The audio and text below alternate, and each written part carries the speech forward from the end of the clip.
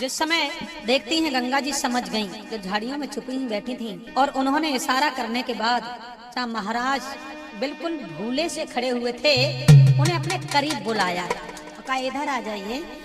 मैंने क्या कहा, आप उधर क्यों खड़े हैं, इधर आओ, मेरी बात सुन लीजिए। कि वो समझ गई अपने मन में, झटली ने पास बुलाई है।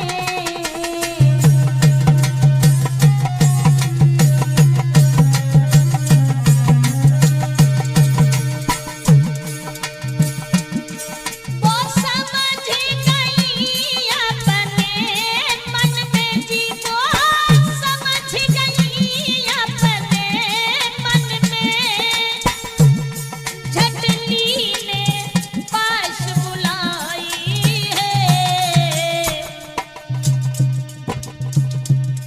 क्या चिंता मन में लगी भई, मुझे सत्य कहो समझाई है।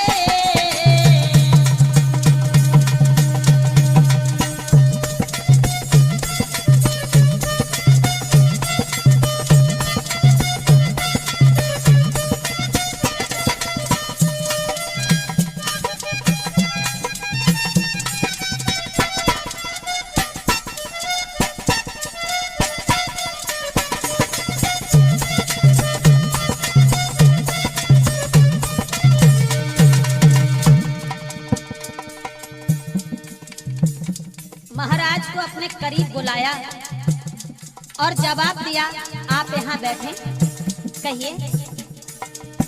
घोड़ा से उतर के नीचे आओ ना, आप यहाँ बैठे, आप बताइए, आप कैसे भूले से खड़े के खड़े रह गए, बोलो ना, कुछ तो बोलो। बोले महाराज भुलाने से जी, बोले महाराज भुलाने से,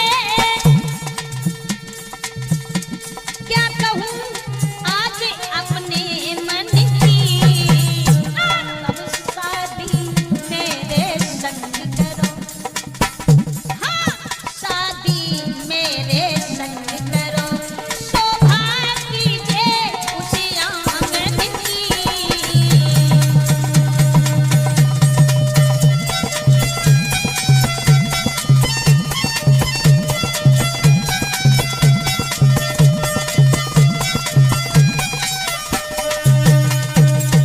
जिस समय गंगा ने अपने करीब बुलाया और जवाब दिया, इधर आ जाइए, कहिए क्या बात है, आप कैसे खड़े के खड़े रह गए। शांतन घोड़ा से उतर के नीचे आए और जवाब दिया, हे देवी माफ करना, तुम्हें निहार करके हम सब कुछ भूल गए और हम तुमसे प्यार की भीख मांगते हैं, तुम मुझसे गंधर्व विवाह कर लो। किसे कहते हैं गंधर्व विवाह?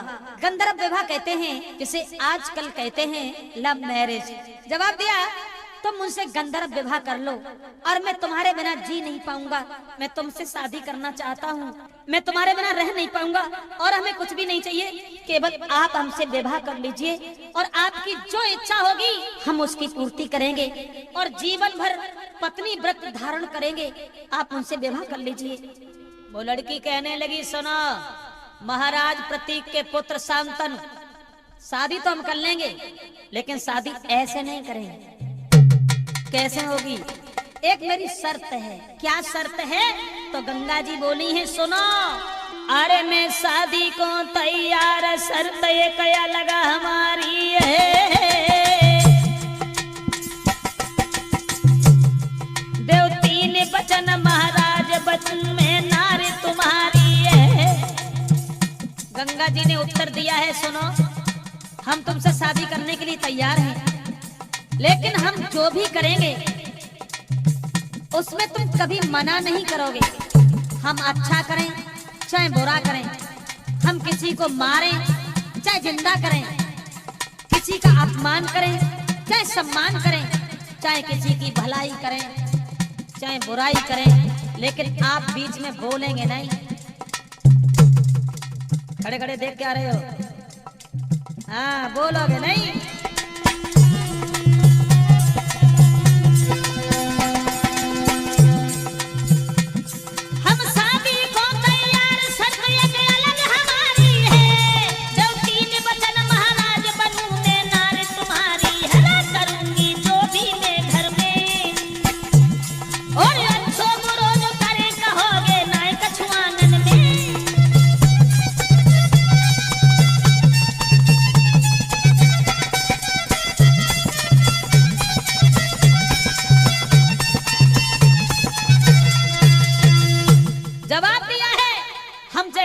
करें चाहे गलत करें, लेकिन आप बीच में टोकेंगे नहीं।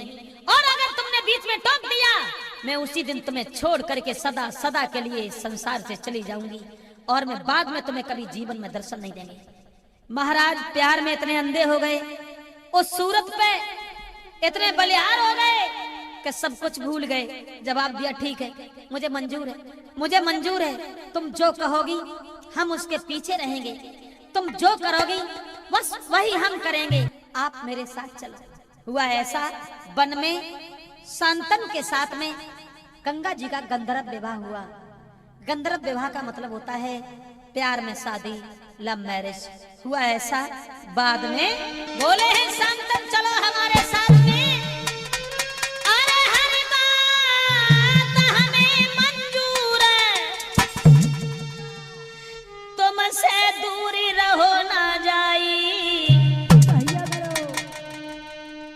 और जो कछ तुम कुछ कहो रे के कोई संग समाई।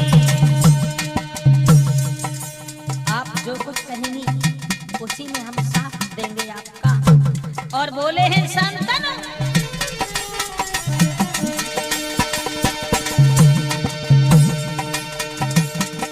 तुम चलो हमारे संग, करो मत तंग, कहीं समझाई कहीं समझाई, हाय हंसी खुशी से ले गए संग बुलाई।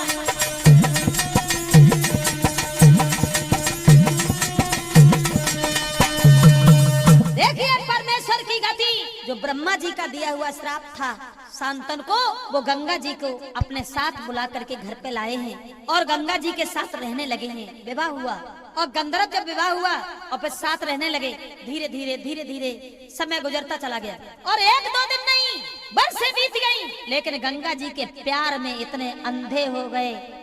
क्यों? माफ करें, अब हम थोड़ी पौराणिक बात करने के लिए जा रहे हैं। गंगा जी जब शादी करने के लिए आई थी तो वशिष्ठ ने जो श्राप दिया था 8 वसुओं को कि तुम्हें भूतल पे प्रकट होना पड़ेगा, तो उन 8 ने आकर के गंगा जी से अनुरोध किया है।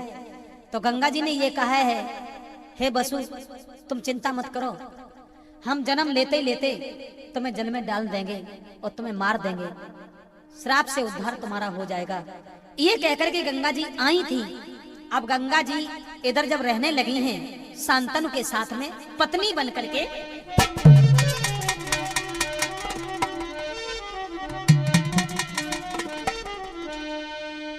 अरे कर गंगा से प्यार रे आंगन में समय बितायो,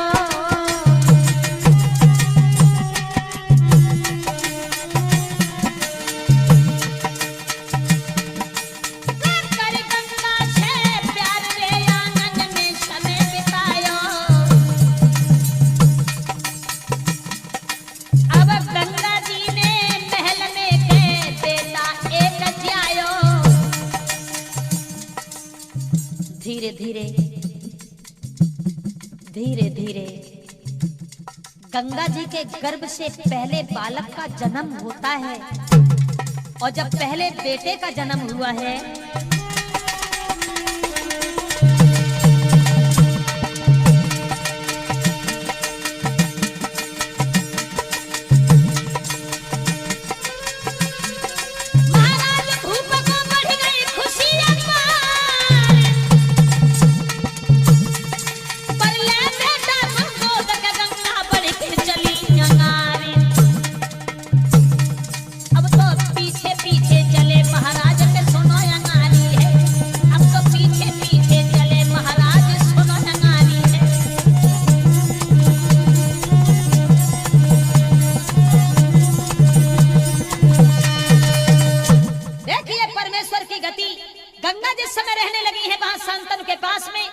गंगा जी के गर्भ से एक पुत्र का जन्म होता है, और जब पुत्र का जन्म हुआ तो महाराज शांतनु बड़े खुश हुए। आंगन में बधाई बज रही है, औरतें नाच रही हैं, लेकिन उन औरतों को छोड़ करके गंगा जी ने उस मासूम बच्चे को उठाया और उठा करके धीरे धीरे चल पड़ी। और जब चल पड़ी तो शांतनु पीछे पीछे चले कि ये गंगा कहाँ जाएगी, ये क्या करेगी। धीरे धीरे धीरे धीरे बढ़ते चले गए। गंगा जी आगे आगे हैं, पुत्र को गोद में लिए हुए शांतन पीछे पीछे जा रहे हैं, बोलने के लायक नहीं है, क्योंकि अगर बोलेंगे उसी दिन गंगा छोड़ के चली जाएगी, इसलिए बोल नहीं रहे हैं, पीछे पीछे देख रहे हैं गंगा जी ने क्या किया। चलती चली गई, चलती चली गई, जहां गंगा की धार बह रही है वहां पहुंच गई, और वहां पहुंचने के बाद उन दिनों को मारू बहाई रे दादा, भूख गए थे टहलाई रे जब,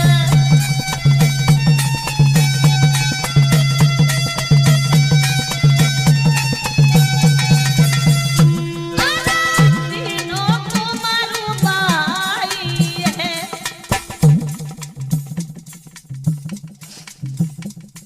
कैसी थी माँ की ममता, अरे वो ममता कहाँ रही। जिस माँ ने बच्चे को जन्म दिया वही माँ नहीं नागिन बन गई, अपने बच्चे को जल की धार में बहा दिया। पानी जल में तो बहाई है, देखी भूख गए रे हराई है, देखी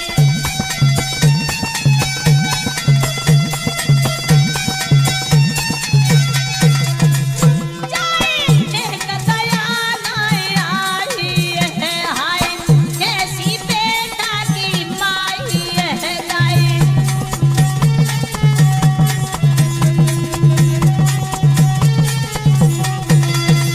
देखिए परमेश्वर की गति, घर में बधाई बज रही है, उस बधाई को छोड़ करके गंगा ने अपने पुत्र को उठाया और ले जा करके गंगा की धार में जल में बहा दिया। शांतनु खड़े दूर देखते रह गए, कैसी माँ है ये, कैसी माँ है जिस माँ ने अपने पुत्र को जल में बहा दिया, मार दिया। कहाँ अपने पुत्र को माँ आशीर्वाद दिया करती है, हजारों साल की उम्र देने की कामना किया करती है, लेकिन ये भी एक माँ है जिसने अपने पुत्र को अपने हाथों से मार दिया। मगर कुछ बोले कैसे, अगर हम कुछ बोलते हैं तो मेरी पत्नी मुझे छोड़ के चली जाएगी। चुपचाप चले आए, लौटे आए घर पे, फिर एक ही नहीं इसी तरह से गंगा जी ने एक एक कर मात ने मारे बेटा सात, एक नहीं 7 पुत्रों को जन्म दिया और 7 अपने हाथ से मार दिए। एक एक करे मात ने मारे बेटा 7, फिर भी शांतनु भूप ने छोड़ो नहीं साथ।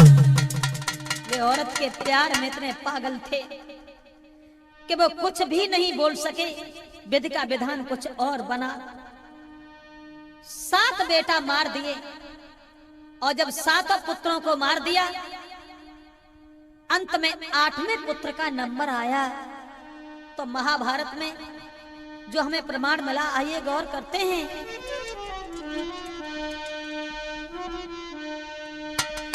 अरे भव 8वां बेटा रे, महाराज मगन दिल भारी।